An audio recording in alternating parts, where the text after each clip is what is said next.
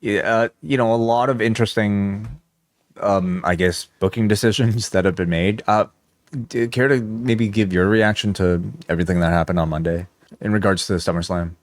I mean, it was all the outcome I basically expected for this. I didn't know how they were going to get there with Oba Femi, but like what I was told a while back was like the big three matches were going to be Reigns Rollins, which they got to. It was going to be Oba and Brock, and then Cody and Punk. And Cody and Punk, it still remains to be seen, but I could still see them getting there. It's possible, but unless there have been any kind of changes along the way.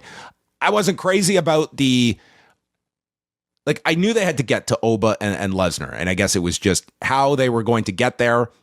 That was the best explanation they had, was that the man is just obsessed with getting this win back from Lesnar, and that's how they got there. So he is, in fact, giving up his King of the Ring title. That's how I took it on Monday, is that, yeah, you would think like logically he could just shelve the title shot for a future title shot, but no, it must be done at SummerSlam, it sounds like, which is, I mean, you can ask the obvious question, why was Oba even in this King of the Ring to begin with, versus Seth Rollins winning this? Can you reveal, like, when you heard those original plans, was it before or after Oba Femi was in the King of the Ring? Oh, it was before. It was before. And do you have a sense of whether or not at any point those plans might have changed, which necessitated Oba Femi being in the King of the Ring, or was it just that they always want to do this? I was told, like, Oba winning King of the Ring and going for the Lesnar match, like that was, I was told before the King of the Ring tournament, like that was the objection. Now I had heard different ideas of like what the finals would end up being, but that Oba winning, like that was a very real possibility of doing that from the get go. So he might not have won the King of the Ring. No, I think he was always going to win the King of the Ring. Oh, so he was always going to win the King of the Ring and give up the title shot. That's my understanding. Yes.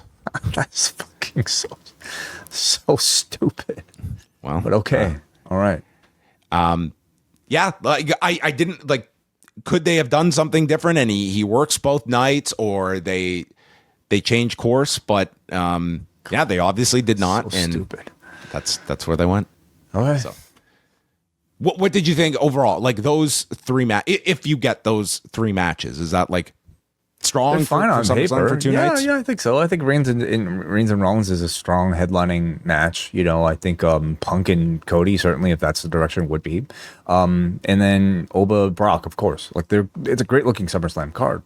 But the way they got there, especially with Oba Femi and through the King of the Ring, feels so terrible.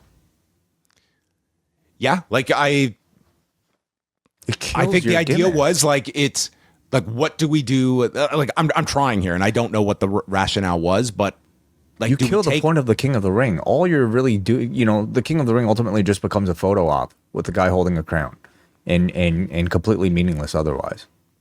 And maybe they just felt like we need Oba on TV. We need those photos of him with the crown.